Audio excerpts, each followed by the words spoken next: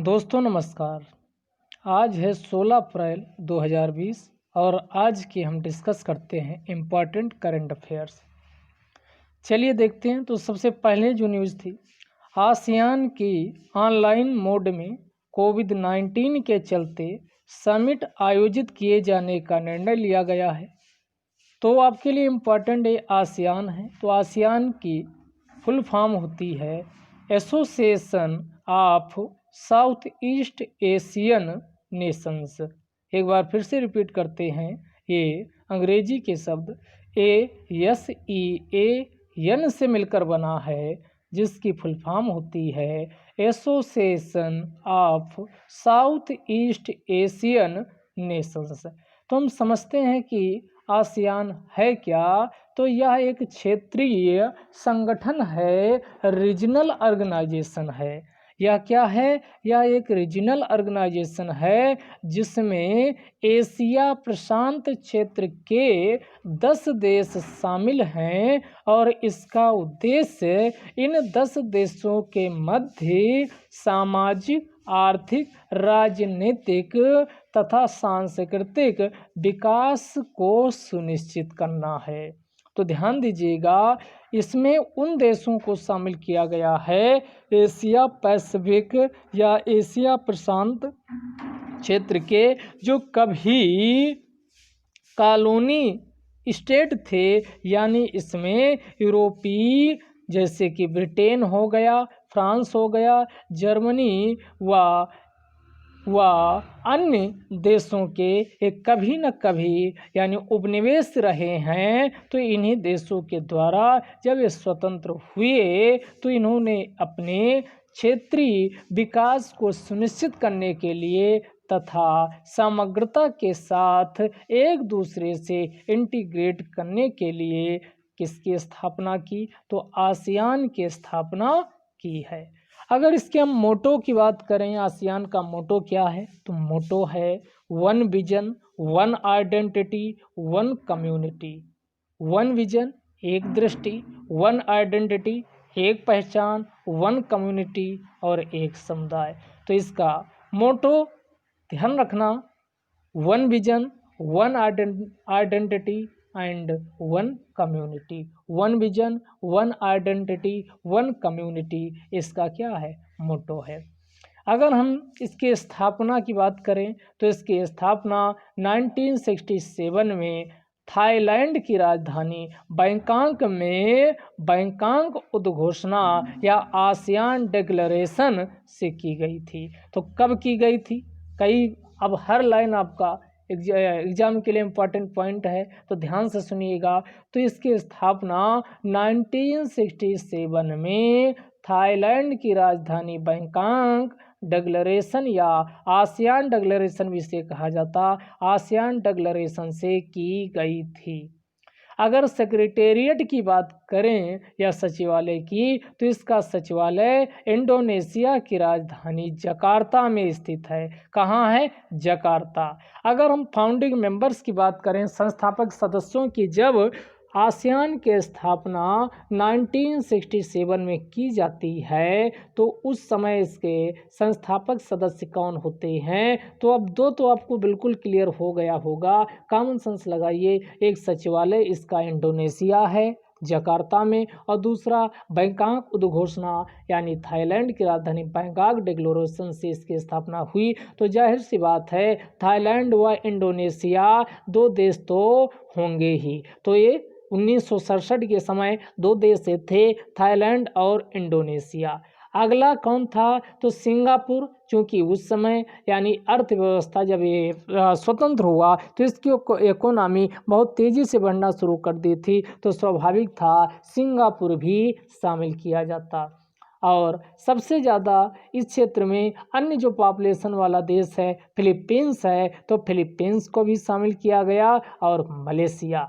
तो इन 5 देशों ने मिल करके 1967 में किसकी स्थापना किए थे? तो 1967 में आसियान की स्थापना करते हैं। एक बार फिर से रिपीट करते हैं, थाईलैंड, इंडोनेशिया दो तो आपको क्लियर है, सिंगापुर, फिलीपींस और मलेशिया आसियान की स्थापना करते हैं।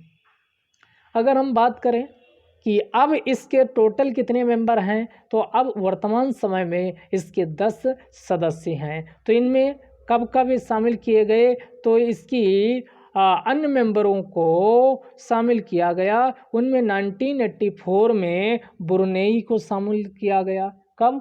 1984 में ब्रुनेई को शामिल किया गया। 1995 में वियतनाम को शामिल किया गया। ध्यान दीजिएगा, तो यानी जब इसकी पहली मीटिंग हुई थी कब? 1976 में। 1976 में इंडोनेशिया के बाली द्वीप पर इसकी पहली मीटिंग हुई। उसी के बाद अन्य देशों को शामिल करने पर विचार किया गया। तो 1984 में ब्रुनेई को शामिल किया गया, 1995 में वियतनाम को शामिल किया गया और 1997 में जो भारत के साथ बॉर्डर लगा हुआ पूर्वोत्तर का अरुणाचल प्रदेश, नागालैंड, मणिपुर, मिजोरम, उसका एक देश का नाम बर्मा, वर्तमान में इसे म्यांमार के नाम से जाना जाता। तो बर्मा के बाद है म्यांमार, के बाद थाईलैंड है, थाईलैंड शामिल हो चुका। तो अगला आप इसी क्रम में जाओगे तो अगला देश मिलेगा यानी म्यांमार, थाईलैंड, लाओस। तो लाओस को दोनों को एक साथ शामिल किया गया। तो 1997 में बर्मा व लाओस को शामिल किया गया। अब एक ही देश बच रहा था और उसे 1999 में कंबोडिया, या उस समय इसे कंपुचिया के नाम से जाना जाता था, तो ये कंबोडिया को भी शामिल किया गया। इस प्रकार वर्तमान में इसके सदस्य की संख्या कितनी है? 10 है। अगर इसकी अध्यक्षता की बात करें, चेयरमैनशिप कैसे की जाती, तो इनके जो ये 10 मेंबर्स हैं, अंग्रेजी के अल्फ़ाबेटिक आर्डर में इनको सजाया गया है। उनमें जो लेटर्स क्रम वाइज जाता है उसी के हिसाब से इनकी अध्यक्षता की जाती है।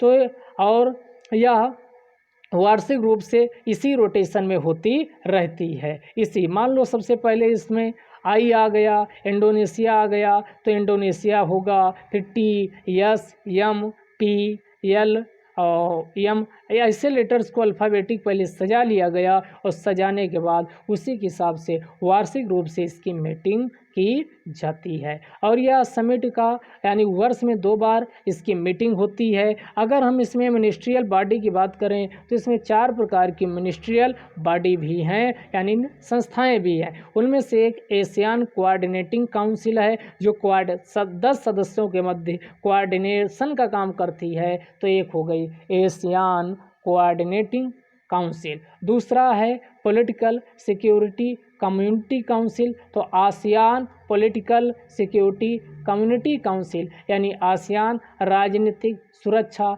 समुदाय परिषद। अगला कौन है? ये राजनीतिक और सुरक्षा के मुद्दों को देखती है। आसियान इकोनॉमिक कम्युनिटी काउंसिल और अर्थव्यवस्था के लिए आसियान इकोनॉमिक कम्युनिटी काउंसिल है। अगला है आसियान सोशियो कल्चर काउंसिल, तो इसमें सामाजिक और सांस्कृतिक मुद्दों को शामिल किया जाता है। तो इस प्रकार इसकी 4 मिनिस्ट्रियल बॉडी हैं। अगला हम बात कर लेते हैं जो इम्पोर्टेंट है, प्रसार भारती ने एक नया चैनल डीडी रेट्रो को लॉन्च किया। तो ये न्यूज में काफ़ी था। तो क्वेश्चन आपका सीधे पूछ लेगा कि हाल ही में डीडी रेट्रो नामक चैनल किसके द्वारा लॉन्च किया गया? तो प्रसार भारती के द्वारा लॉन्च किया गया है। इसमें जो पौराणिक महाभारत व रामायण जैसे घटनाओं को दिखाने के साथ साथ अन्य इंटरटेनमेंट प्रोग्राम भी दिखाए जाएंगे या मनोरंजन कार्यक्रम भी दिखाए जाएंगे। जैसे आपका शक्तिमान हो गया, तो ये सब इसमें भी दिखाया जाएगा। तो इसी को डीडी रेट्रो, क्योंकि कोरोना वायरस के चलते जो भारत की आम जनता चूँकि घरों में है, तो इसलिए वो इसी के बहाने एंटरटेनमेंट करती रहे, तो इसलिए वह प्रसार भारती डीडी रेट्रो नामक नया चैनल लॉन्च किया है। अब यहाँ हम बात कर लेते हैं प्रसार भारती के इम्पॉर्टेंट है और पिछले एग्जाम में देखोगे क्वेश्चन पूछे गए हैं। तो यह भारत की लार्जेस्ट पब्लिक ब्रॉडकास्टिंग एजेंसी है। जब भी पूछा जाए कि प्रसार भारती बताइए क्या है, तो इंडिया की लार्जेस्ट पब्लिक ब्रॉडकास्टिंग एजेंसी है। तो ये ध्यान रखिएगा, ये सार्वजनिक प्रसारण प्रसारण एजेंसी है, निकाय है। इसकी स्थापना 1997 में चूंकि एक पार्लियामेंट के अधिनियम से की गई थी। तो पीछे भी हमने बताया था कि जितनी भी संस्थाएं किसी पार्लियामेंट के अधिनियम से की जाती उन्हीं को स्टैट्यूटरी या सांविधिक निकाय कहा जाता है। तो प्रसार भारती है क्या, तो 23 नवंबर 1997 में इसका गठन किया गया और यह एक प्रकार की स्टैट्यूटरी या सांविधिक निकाय है। हेडक्वार्टर्स की बात करें तो इसका हेडक्वार्टर्स नई दिल्ली में स्थित है। कहाँ है, नई दिल्ली में स्थित है। और इसके वर्तमान चेयरमैन ए सूर्य प्रकाश हैं, जबकि chief executive officer CEO Shashi Shekhar Vempati इसके हैं। इनके सदस्यों व अध्यक्ष की बात करें तो कौन नियुक्त करता है, तो भारत के राष्ट्रपति के द्वारा नियुक्ति की जाती। यहाँ आप ध्यान रखिएगा, यहाँ आपका केंद्र सरकार या कुछ अन्य दे दिया जाएगा, वहाँ से गलत आप कर सकते। तो इनके अध्यक्ष व सदस्यों की नियुक्ति भारत के राष्ट्रपति के द्वारा की जाती है। लेकिन ध्यान रखिएगा, जो पदेन सदस्य होते हैं उनकी नियुक्ति भारत का राष्ट्रपति नहीं करता। प्रत्येक 3 महीने में कम से कम एक बार इसकी मीटिंग हो जानी चाहिए। तो ये 3 महीने में एक बार इसकी मीटिंग होनी चाहिए, ये तय हुआ। उसके बाद सूचना एवं प्रसारण मंत्रालय के अंतर्गत यह आती है। प्रसार भारती किसके अंतर्गत आता है, तो ये आपका सूचना एवं प्रसार मंत्रालय के अंतर्गत। और इसमें 2 हैं सूचना एवं प्रसार मंत्रालय के अंतर्गत। अगर हम बात करें तो 2 प्रकार की संस्थाएं शामिल होती। एक को प्रसार भारती कहा जाता, जिसके बारे में आप डिटेलिंग जान चुके हो, और दूसरे को CBFC कहा जाता, central board of film certification. जो चलचित्र होते हैं उनको रेगुलेशन या सर्टिफिकेशन का काम कौन करती है, तो वो करती है आपकी CBFC, central board of film certification. ये भी एक प्रकार की स्टैट्यूटरी बॉडी है CBFC भी, क्योंकि इसका भी गठन वैसे तो 15 जनवरी 1951 में हुआ था। 15 जनवरी 1951 में हुआ था, किंतु सिनेमैटोग्राफ अधिनियम 1952 पेश किया गया। सिनेमैटोग्राफ अधिनियम 1952 के माध्यम से इसको एक स्टैट्यूटरी या सांविधिक का दर्जा दे दिया गया है। अगर इसका हेडक्वार्टर्स की बात करें तो इसका हेडक्वार्टर्स मुंबई में है और इसके जो चेयरपर्सन है वो प्रसून जोशी वर्तमान समय में है। अगला देख लेते हैं प्रसून जोशी के बाद अगला देख लेते हैं Apollo 30 mission. Apollo 13 mission, Apollo 13 mission है पहला। तो ये 50 साल अभी ये पूरा किया है, क्योंकि 1970 में लॉन्च किया गया था। तो अपोलो 30 मिशन ये पूछा जा सकता ये किसका है, तो अपोलो 30 मिशन ये आपका नासा का है। किसका है, ये अपोलो 30 मिशन आपका नासा का है। तो पहला यही पूछेगा किसका है, तो Apollo 13 mission, Apollo 13 mission NASA का है। और इसे कब लॉन्च किया गया था, तो 1970 में कैनेडी स्पेस सेंटर जो कि फ्लोरिडा में स्थित है, कैनेडी स्पेस सेंटर जो कि फ्लोरिडा में स्थित है के माध्यम से लॉन्च किया गया था। और इसे किस रॉकेट के माध्यम से, तो Saturn VSA 508, Saturn VSA 508 rocket के माध्यम से लॉन्च किया गया था। और यह चंद्रमा के एक क्रेटर पर लैंड किया था जिसका नाम था फ्रा मारो क्रेटर। फ्रा मारो क्रेटर के माध्यम से ये चंद्रमा पर लॉन्च किया था। तो ये आपको ध्यान रखना है अपोलो 13। अगला मिसाइल डेल दिवस है, यानी अमेरिका के द्वारा भारत के साथ कुछ मिसाइलों को देने के लिए क्या कर दिया गया है, यानी डील हुई है। तो उसमें समझ लेते हैं, एक हार्पून सीरीज की मिसाइल है और दूसरी है टारपीडो। तो दोनों पूछे जा सकते हैं। हाल ही में बताइए हार्पून व टारपीडो नामक मिसाइलों की डील हुई वो किस देश के साथ हुई है, तो आपका आंसर होगा अमेरिका की। तो पहला 92 मिलियन की डील हुई है, 92 मिलियन की डील हुई है, जिसके अंतर्गत AGM 84L harpoon block second air की मिसाइलों को खरीदा जाएगा। AGM 84L क्या किया जाएगा? AGM-84L harpoon block second year, AGM-84L harpoon block second year की मिसाइल यानी खरीदा जाएगा। और इन मिसाइलों को बोइंग एट PI, PI का मतलब यहाँ PI का है पोजीडन एट इंडिया, पोजीडन एट इंडिया मेरी टाइम पैट्रियाट एयरक्राफ्ट में यानी इसे लगाया जाएगा, तैनात किया जाएगा। तो पहली डील 92 मिलियन की हुई है, जिसमें AGM-84L harpoon block second year missile खरीदा जाएगा। दूसरी डील रायथियान इंटीग्रेटेड डिफेंस सिस्टम के साथ हुई है और इसमें लाइट वेट टारपीडो नामक यानी टारपीडो मिसाइलों को खरीदा जाएगा, जो कि MK-54 ऑल अप राउंड की मिसाइलें हैं। MK-54 ऑल अप राउंड की मिसाइलें हैं और यह 63 मिलियन का सौदा किया गया है। तो ये ध्यान रखिएगा दोनों। अगला इस चर्चा में था निहंग सिखों द्वारा लॉकडाउन तोड़ने के साथ साथ पुलिसकर्मियों पर हमला भी किया गया। ये पंजाब से न्यूज आई कि जो निहंग सिख थे उन्होंने न केवल लॉकडाउन तोड़ा बल्कि पुलिसकर्मियों पर हमला भी किया। तो ये हम समझ लेते हैं कि ये आपका निहंग का मतलब क्या होता है। तो निहंग सिख की अगर बात करें तो निहंग एक फारसी भाषा का शब्द है जिसका मूल अर्थ मगरमच्छ होता है। क्या होता है? मगरमच्छ होता है, जबकि अन्य इसके अर्थ तलवार, कलम, मगरमच्छ व हॉर्स या घोड़े से भी लिए जाते हैं। तो ये निहंग सिंह ये आपके पराक्रमी व वीरतापूर्ण कार्यों के लिए जाने जाते हैं। और ये 10वें गुरु गोविंद सिंह के गुरुबानी को मानने के लिए सदैव तत्पर रहते हैं और ये परंपरागत परिधान या कपड़ों को धारण करते हैं और श्री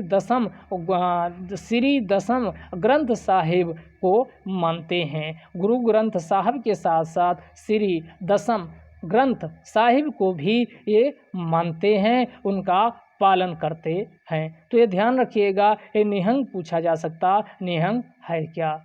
अगला Google launched near by spots, यानी गूगल ने नियर बाई स्पॉट को लॉन्च किया है। तो ये आपके एग्जाम के लिए इम्पॉर्टेंट है। तो इसमें होगा क्या, तो इस समय चूँकि अनिवार्य वस्तुएं जैसे ग्रोसरी या खाने पीने की वस्तुएं मिलने में कोई दिक्कत ना हो, तो इसको आसानी से नज़दीकी स्टोर सेंटर से ट्रैक किया जा सकता है गूगल पे का प्रयोग करते हुए। तो इसी के लिए यानी near by spot Google launch किया है।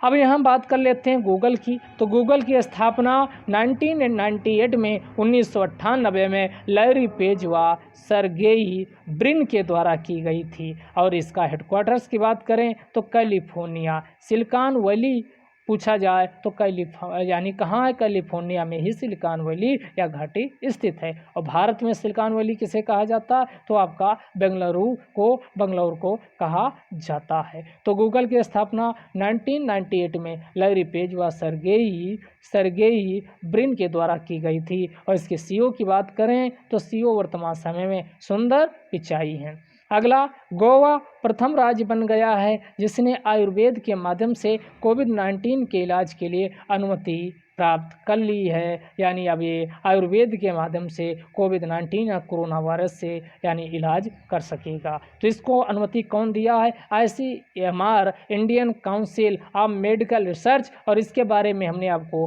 पिछले का वीडियो में डिटेल में बताए हैं, तो आप पीछे की वीडियो जरूर देखते रहिए। तो आपका जो एक करंट का डिस्कशन है, इससे आपका केवल करंट ही नहीं मजबूत होता, आप यकीन मानिए पेपर देने के बाद आपको पूरा अगर आप वीडियो ध्यान से सुनते हैं तो आपको खुद एहसास होगा जब पेपर दे रहे होंगे, बहुत सारी जीके के क्वेश्चन भी आपके GS और GK और साथ साथ करंट भी आपके कर पाने में समर्थ होंगे। तो ये आपका ICMR की बात करें, Indian medical of council research, तो इसकी स्थापना 1949 में की गई थी। कब की गई थी? 1949 में, 1949 में। और यह भी एक प्रकार का स्टैट्यूटरी बॉडी या सांविधिक निकाय है। अगर यहाँ आयुर्वेदा की बात आई है तो हमने पिछले वाले में यूनानी का सेंटर रिसर्च फॉर यूनानी के लिए आपको बताए तो ग्रेटर नोएडा में है, जबकि सेंट्रल आयुर्वेदा रिसर्च इंस्टीट्यूट पूछे